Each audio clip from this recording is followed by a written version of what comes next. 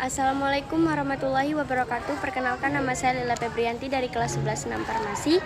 Saya ingin resensi buku yang berjudul Senja, Hujan, dan Cerita yang Telah Usai.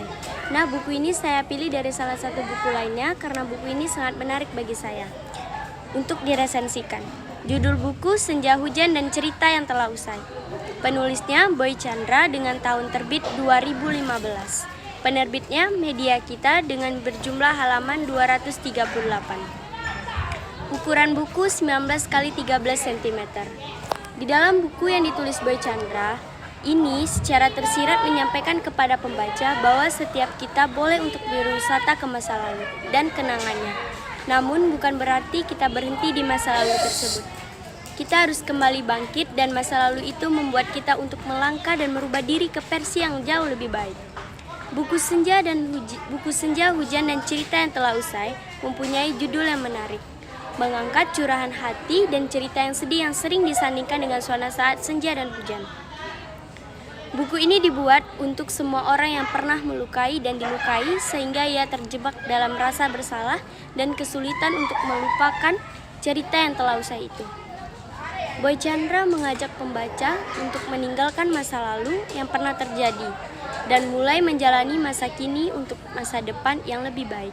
Nah, di dalam buku ini terdapat 7 bab dan berbagai macam judul. Di dalam buku ini juga terdapat kelebihan dan kekurangan serta pesan moral. Untuk kelebihannya, dengan buku ini pembaca bisa menjadikan masa lalu sebagai bahan pembelajaran. Karena belajar dari masa lalu untuk kehidupan yang lebih baik adalah hal penting yang perlu setiap orang terapkan dalam hidupnya. Bukan berarti kita harus melupakan masa lalu, tetapi kita harus belajar dari masa lalu itu sendiri. Bukan hanya bergaul ria dengan keadaan, tetapi kita harus menyelesaikan permasalahan yang membuat kita galau itu. Untuk kekurangannya, yang pertama, meski merupakan sebuah cerita curhatan dari sebuah penulis, tapi ada beberapa kalimat yang sulit dipahami, karena penulis ini menggunakan bahasa Indonesia yang puitis. Jika Germes bukan anak senja yang benar-benar menyukai puisi, buku ini akan terasa mendayu-dayu, karena narasi yang begitu puitis dari awal hingga akhir tulisan.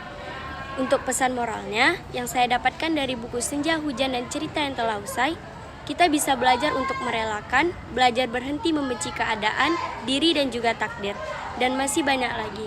Semua pembelajaran itu kita dapatkan dari buku ini.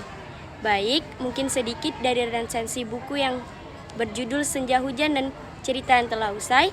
Terima kasih, saya Lila Febrianti. Wassalamualaikum warahmatullahi wabarakatuh.